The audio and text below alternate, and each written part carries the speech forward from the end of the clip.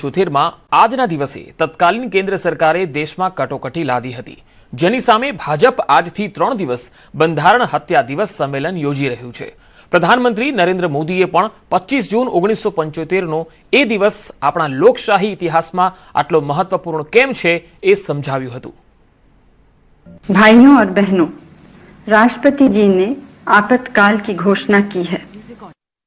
Emergency लगाने वालों ने न सिर्फ हमारे संविधान की हत्या की, बल्कि उनका इरादा न्यायपालिका को भी अपना गुलाम बनाए रखने का था। इस दौरान लोगों को बड़े पैमाने पर प्रताड़ित किया गया था। इसके ऐसे अनेक उदाहरण हैं जिन्हें कभी भी भुलाया नहीं जा सकता। जॉर्ज फर्नांडिस साहब को जंजीरों में बांधा गया था, अनेक लोगों को कठोर यातनाएं दी गई। मीसा के तहत किसी को भी ऐसे ही गिरफ्तार कर लिया जाता था। स्टूडेंट्स को भी परेशान किया गया। अभिव्यक्ति की आजादी का भी गला घोंट दिया गया। साथियों, उस दौर में जो हजारों लोग गिरफ्तार किए गए, उन पर ऐसे ही अमानवीय अत्याचार हुए। देश के मीडिया को दबोच दिया गया था, पूरे हिंदुस्तान को जेल खाना बना दिया गया था, और सिर्फ किसी की सत्ता चली न जाए इसलिए। आपातकाल को मैंने बहुत निकट से देखा है।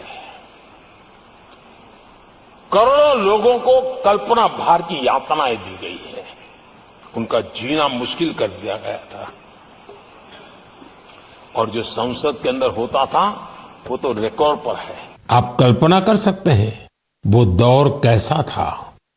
इमरजेंसी लगाने वालों ने न सिर्फ हमारे संविधान की हत्या की, बल्कि उनका इरादा न्यायपालिका को भी अपना गुलाम बनाए रखने का था।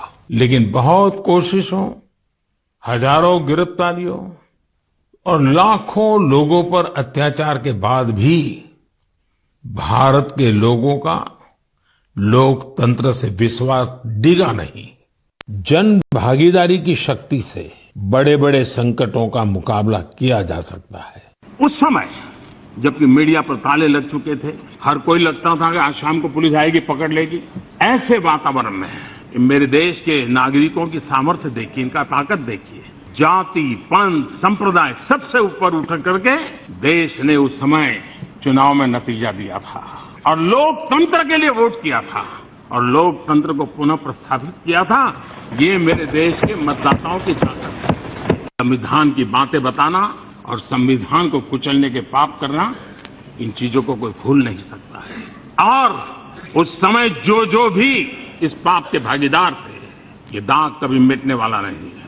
और इस दाग को बार बार स्मरण करने का भी जरूरत है, ताकि देश में फिर कैसे किसी कोई ऐसा पैदा न हो जिसको इस पाप के रास्ते पर जाने की इच्छा हो जाए। इसलिए याद करना जरूरी है। किसी को भला बुरा कहने के लिए नहीं।